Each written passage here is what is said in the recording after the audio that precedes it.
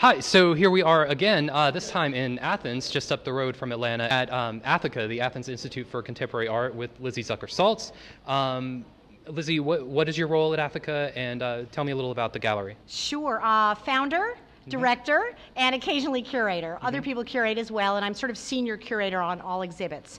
And it was right around 8 years ago that I met the right people who had real estate they wanted to devote to the arts and develop this whole area here, which had just been a complete abandoned mess, and make it into an arts district for Athens. And they did not want to run the gallery, but they wanted there to be a space in Athens for large-scale work, for innovative work, outside the university context and outside the sort of cafes and small commercial ventures that we have here. And I had gotten my MFA out in California, had always loved contemporary art spaces, and had exhibited for quite a bit before I got into some criticism and curating, and just leaped at the chance to found my own space.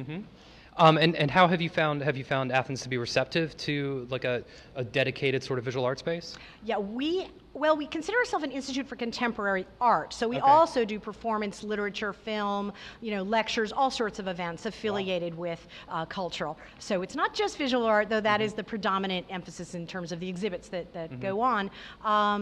So we have a big local audience because Athens is a cool town, and it has a lot of people interested in politics and environmental issues, in interesting philosophical issues, all the sorts of things that we try to address with thematic exhibits that bring in people who aren't necessarily art people, but are people who care about certain kinds of intellectual or personal issues passionately. So they'll come, and the art becomes an opportunity for discourse around the issues that are salient to our daily lives. And so we've had a lot of affiliated events with people who are not artists, whether they be psychologists or soldiers or whoever it is that's environmentalists, river keepers, people who relate to the various exhibits themes.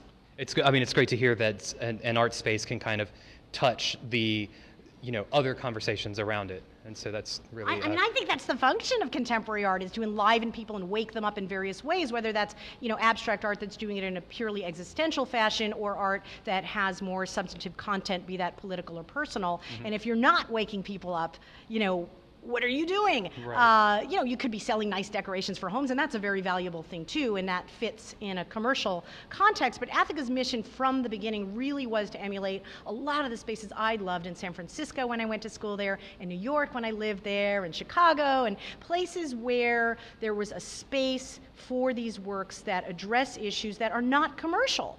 Commercial galleries can't survive, showing things that nobody's going to buy because they don't have room for them, except for the very rare collector. So unless you have art venues for places to have this kind of dialogue, people don't get to see this work, and that's just tragic to me, because it is the kind of work that people really respond to. I've just had people who've never even seen art before just really get excited at a new way of thinking about something. That's excellent. And tell me then about the show that we're here looking at now. Sure. We are in the midst of Mission Accomplished, which was, of course, sarcastically titled because Bush declared the war, done, like a year after, and it's still dragging on. And so when Cecilia asked me if I would show the entire project, and I approached the board with that, and there was some hesitation just in terms of the fact that we had shown her 2005 headlines before, but I was really committed to the idea that I think this is an important project, and that at that time we'd only shown her gloves. And in 2006, Cecilia expanded the project to include other artists, which I just thought was fabulous. And in fact, in the catalog, we compare it to Judy Chicago's Dinner Party. And I really think it's just a very substantive, iconic work that's telling of this particular era in a lot of ways. The war is its central sort of theme, and yet it addresses really what we've experienced over this last 8 years in a very interesting way. Well, I knew it was going to be wall hung, and we have a big empty space in the middle. And I had seen Bonacorsi start this incredible piece, you'll see more of in a minute, and I'd always wanted it here, and I knew it was just very large for the space, but I really wanted that elephant in the room, that unbelievable presence of death, which is the ultimate price of war.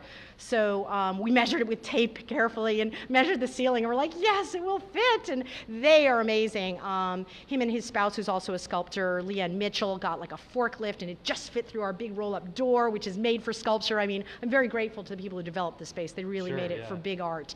And so it's really nice when we can get big art in here. And, you know, you just don't get to see that often, a sculpture of this scale. So that was very exciting. And then Blaine Wisenhunt had shown in my America on the Brink show, and I couldn't fit the shredder piece in then, and I loved it, and I always wanted it. So it's sort of a funny show for me in that, as a curator, it's not about discovering a lot of new work, which I usually do. It's about bringing work in that I have kept wanting to show and not getting a chance to, and it's still fresh because this war didn't end.